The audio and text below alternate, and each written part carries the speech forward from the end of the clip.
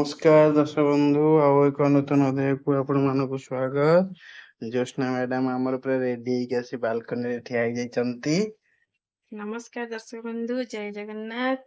ଚାଲନ୍ତୁ ଷ୍ଟାର୍ଟ କରିବା ଆଜିର ଗୋଟେ ଫ୍ରେଶ ଭିଡିଓ। କିନ୍ତୁ ତା ପୂର୍ବରୁ ଆପଣ ମାନଙ୍କୁ ଗୋଟେ ରିକ୍ୱେଷ୍ଟ କି ଭିଡିଓଟିକୁ ଆରମ୍ଭରୁ ଶେଷ ପର୍ଯ୍ୟନ୍ତ ଦେଖନ୍ତୁ। ଆଜି କଣ ଖାଲି ନାଲି? ନାଲି ପିନ୍ଧିଦେଲି ଆଉ। ମୁହଁ ବି ନାଲି, ସବୁ ନାଲି। ମୁହଁ ନାଲି ନାଇଁ ତ, ମୁଁ ନାଲି ତ ମାନେ କିଛି ମୁହଁରେ ଲଗେଇନି, ନାଲି କୋଉଠି ଆସିବ?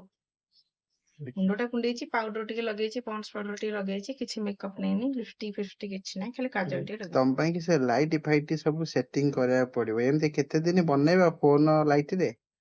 କଷ୍ଟମର ମାନେ ସେମିତି ସବୁ ଚାଲିବ ଆଉ କହିଲେଣି କଣ। କମ୍ପ୍ଲେନ। କହିଲେ କଞ୍ଜୁସୁ। କିଏ କହିଲେ? କହିଲେ ଭାଉଜ ଆମର ପୁରା କଞ୍ଜୁସ, କିଏ ଲାଇଟ୍ କହିଲେ? ଫାଇଟ୍ ଗୋଟେ କଷ୍ଟମର କହିଛନ୍ତି। କଷ୍ଟମର? ହୁଁ।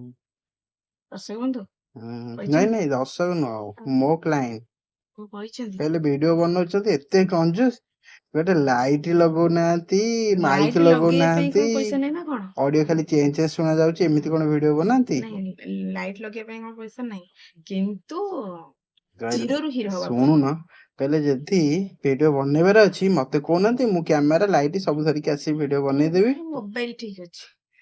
କିଛି ନାହିଁ, ଦିନକୁ ଗୋଟେ ଭିଡିଓ ବନେଇଲେ 2000 ଟଙ୍କା ନେବି। ନା ଆମର ଦରକାର ନାହିଁ, ମୋବାଇଲ ରେ ଠିକ ଅଛି। ଏତିକିରେ ତ ଦର୍ଶକ ମାନେ ବହୁତ ଭଲ ପାଇବା ଦଉଛନ୍ତି, ଆଉ କ୍ୟାମେରା କଣ ଦରକାର? ହୁଁ।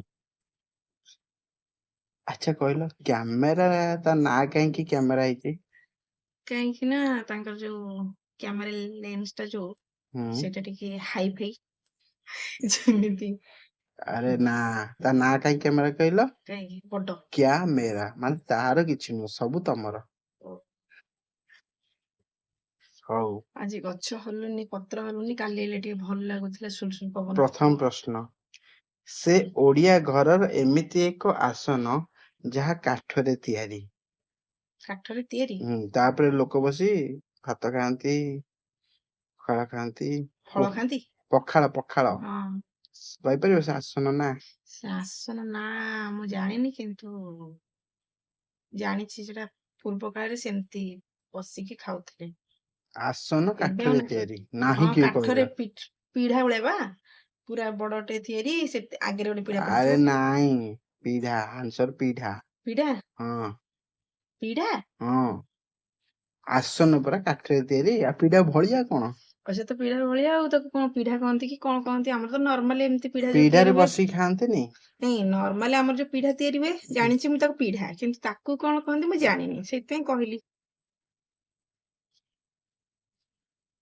ଯୁକ୍ତି କରିବାକୁ ତମକୁ ଡାକିକି ନବ, ଓକିଲଠୁ ମୁଁ ଅଧିକ ଯୁକ୍ତି ମତେ କରିବ। ଡାକିକି ନବ, ତମେ ଡାକିକି ଆଣୁଛ ବୋଲିକି ମୁଁ ଯୁକ୍ତି କରୁଛି, ତମେ ଡାକିକି କାଇଁ ଆଣୁଛ? ହଉ, ଯାଉନ। ସେକେଣ୍ଡ ପ୍ରଶ୍ନ, ତାର ଗୋଟିଏ ବଡ ଗୋଲ ପେଟ। ତାର ଗୋଟିଏ ବଡ ଗୋଲ ପେଟ ଅଛି, ତା ଭିତରେ ଥଣ୍ଡା ପାଣି ରହେ, ହେଲେ ସେ କୌଣସି ଫ୍ରିଜ ନୁହଁ। ପେଟ ଅଛି? ତାର ଗୋଟିଏ ଗୋଲ ପେଟ ଅଛି, ହେଲେ ତା ଭିତରେ ଥଣ୍ଡା ପାଣି ରହେ, ହେଲେ ସେ ଫ୍ରିଜ ନୁହଁ। ଥଣ୍ଡା ପାଣି ରହେ କିନ୍ତୁ ଫ୍ରିଜ ଫ୍ରିଜ ନୁହଁ। ନା। ଇଲେକ୍ଟ୍ରୋନିକ ଜିନିଷ କିଛି ବି ନୁହଁ। ନା। ମାଠିଆ? ଆଁ? ମାଠିଆ ବା। ହଁ ବା, କହିଦେଲି ବା। ମୁଁ ଭାବିଥିଲେ ମୁଁ ଜମା କହିପାରିବିନି, ବୋକଷ୍ଟି। ସେଥିପାଇଁ ମନେ ମନେ ପୁରା ଖୁସି ହେଇଯାଇଥିଲେ। ସକାଳୁ ସକାଳୁ ଓଦା ଥାଏ, ସଞ୍ଜ ବେଳକୁ ଶୁଖିଯାଏ। ହେଲା, ସକାଳୁ ସକାଳୁ ଓଦା ଥାଏ, ସଞ୍ଜ ବେଳକୁ ଶୁଖିଯାଏ, ଓଡିଆ ପୁଅ ମାନେ ଗାଧେଇ ସାରି ତାକୁ ହିଁ ବ୍ୟବହାର କରନ୍ତି। ସକାଳୁ ସକାଳୁ ଓଦା ଥାଏ, ସଞ୍ଜ ବେଳକୁ ଶୁଖିଯାଏ। ଓଡିଆ ପୁଅ ମାନେ ଗାଧେଇ ସାରି ତାକୁ ହିଁ ବ୍ୟବହାର କରନ୍ତି। ଲୁଙ୍ଗି? ଗାମୁଛା। ସେଇ ଗାମୁଛା, ଗାମୁଛା କହିଥାନ୍ତି, ଲୁଙ୍ଗି କହିଥିଲି ଆଉ। ହଉ, ନେକ୍ସଟ ପ୍ରଶ୍ନ। ଦେଖା ଯାଉନି ଆଜି ମୁଁ ପ୍ରଶ୍ନ 3ଟା ପଢିବାକୁ। ଯାକ କୋଶ୍ଚିନ୍ ର ଆନ୍ସର ଏତେବେଳକୁ ଦେଇ ସାରିଲାଣି। କେଉଁ ପତ୍ରରେ ଓଡିଆ ଘରେ ଚିତଉ ପିଠା, ଏଣ୍ଡୁରି ପିଠା ତିଆରି କରାଯାଏ ପତ୍ରରେ ଏଣ୍ଡୁରି ପିଠା କଣ? ଚିତଉ ପିଠା କରାଯାଏନି ତ? ଏଣ୍ଡୁରି ପିଠା କଣ? ଏଣ୍ଡୁରି ପିଠା ଯୋଉ ହଳଦୀ ପତ୍ରରେ ହୁଏ ତାକୁ କହନ୍ତି ଏଣ୍ଡୁରି ପିଠା। କାଲି ଆମେ ପ୍ରଶ୍ନ ଉତ୍ତର ଭୁଲି ଦେଇଛେ। ନାଇଁ ସେ ଏଣ୍ଡୁରି ପିଠା ତ। ମଣ୍ଡା ପିଠା ବୋଲି କହିଲେ। ମଣ୍ଡା। ହଁ ଏଣ୍ଡୁରି ପିଠା ତାକୁ କହନ୍ତି। ହଁ ହୁଁ ହଁ ସେ ଏଣ୍ଡୁରି ପିଠା ସେଗୁଡା ମୁଁ ଜାଣିନି। ହଁ କେଉଁ ପତ୍ରରେ ଏଣ୍ଡୁରି ପିଠା ତିଆରି କରାଯାଏ? ହଳଦୀ ପତ୍ରରେ ଏଣ୍ଡୁରି ପିଠା ହୁଏ ମୁଁ ଜାଣିଛି। ତାର କେଜାଣି ବାସ୍ନା ଅତି ହେଇଥାଇପାରେ। ସୁନ୍ଦର ହୁଏ। ଏଣ୍ଡୁରି ପିଠା ନା, ମଣ୍ଡା ପିଠା ଆମେ କହୁଥିଲେ କାଲି ନା। ହଁ କାଲିର ଆମେ ଜାଣିଆ ନା। ଦର୍ଶକ ବନ୍ଧୁ ମାନେ କହିବେ ନା ଯଦି ଆମେ ଭୁଲ କହିଛେ, ହୁଁ ଦର୍ଶକ ବନ୍ଧୁ ଠିକ ଟା କଣ କହିବେ, ସେଇଥିପାଇଁ କି ତ କୁହାଉଛି। ଯଦି ଭୁଲ ଆମେ କହିଛୁ ତାହେଲେ ଠିକ ଟା କଣ ଦର୍ଶକ ମାନେ କହିବେ। କେଉଁ ପତ୍ର ସେଟା? ହଳଦୀ ପତ୍ର ବା, ଏଣ୍ଡୁରି ପିଠା ହଳଦୀ ପତ୍ରରେ ହୁଏ। ହୁଁ ଭାବୁଛି, ସିଓର ନୁହେଁ। ଠିକ କି ନାଇଁ ଦର୍ଶକ ବନ୍ଧୁ ମାନେ କହିବେ।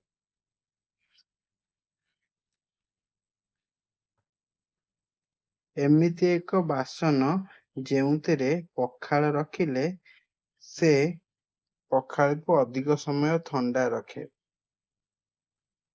ବାସନ? ହୁଁ, ଅଧିକ ସମୟ ଥଣ୍ଡା ରଖେ ଆଉ ଖାଇବା ଉପଯୋଗୀ ମୁଣ୍ଡ ରଖେ। ବିନ୍ଧା ହେଇଗଲାଣି। ବାସନ, ଏମିତି କୋଉ ବାସନ ଥଣ୍ଡା ରଖେ? ହୁଁ, ଆଉ ମତେ ଖାଇବା ଲାଗୁଛି ଉପଯୋଗୀ ରଖେ। ମତେ ଲାଗୁଛି ପିତ୍ତଳ ବାସନ ବୋଧେ। ହୁଁ ଆଁ? ହୁଁ। ହଉ, ସବୁ ପ୍ରଶ୍ନ ସରିଯାଇଛି। ଜାଣିଛ ନା ନାଇଁ, ପିତ୍ତଳ ବାସନରେ ଖାଇଲେ କୌଣସି ରୋଗ ହୁଏନି। ଖାଇବା କି? ଆମ ମାମୁଁ ଘରେ ନାଇଁ, ସେମିତି ଖାଇବା କି? ପିତ୍ତଳ ତମେ ଏନେ ବାସନ। କହିବ ତାକୁ କିଏ ମାଜିବ ଏଟାକୁ ମୁଁ ଟେକି ଟେକି। ମାଜି ସତ କଥା, ମୁଁ ମାଜିବାକୁ ମୋ ଦେହରେ ବଳ ନାହିଁ। ହେଲେ ଗୋଟେ କଣ କାହାକୁ ରଖିବ କାମବାଲି ଫାମବାଲି, ମୋ ଦେହ ଖରାପ ପରେ ଏମିତିରେ ତ ମୁଁ ପୁରା ଦୁର୍ବଳ ହେଇଯାଇଛି। ଆଉ ମୁଁ ମାଜି ପାରିବିନି, ଯଦି କହିବ ତମେ ମାଜିବ ମୁଁ ଖାଇବାକୁ ଦେବି। ହଉ ମାଜିଦବା ଆଉ କଣ, ସେଟା ଗୋଟେ କଥା। ହଉ, ନେକ୍ସଟ କ୍ୱେଶ୍ଚିନ୍ ପଚାର। ସରିଗଲା। ସରିଗଲା। ଦର୍ଶକ ବନ୍ଧୁ, ଆଜିର ସମସ୍ତ କ୍ୱେଶ୍ଚିନ୍ ସରିଯାଇଛି। କ୍ୱେଶ୍ଚିନ୍ ଗୁଡିକ ଏନର୍ଜି ପଳେଇ ଆଇଲା। କ୍ୱେଶ୍ଚିନ୍ ଗୁଡିକ ଆପଣ ମାନଙ୍କୁ କେମିତି ଲାଗିଲା କମେଣ୍ଟ ମାଧ୍ୟମରେ ମତାମତ ଦବାକୁ ଜମା ଭୁଲିବେନି। ଭୁଲ କଣ ଠିକ କଣ ଆମେ କହିଛୁ ସେଇଟା ବି କମେଣ୍ଟ କରିବେ। ଆଉ ଲାଇକ୍ କମେଣ୍ଟ ସେୟାର କରିବେ ଆଉ ସବସ୍କ୍ରାଇବ କରିବେ। ଆଜି ପାଇଁ ଏତିକି, ନମସ୍ତେ। ଭଲରେ ଥାନ୍ତୁ ସମସ୍ତେ।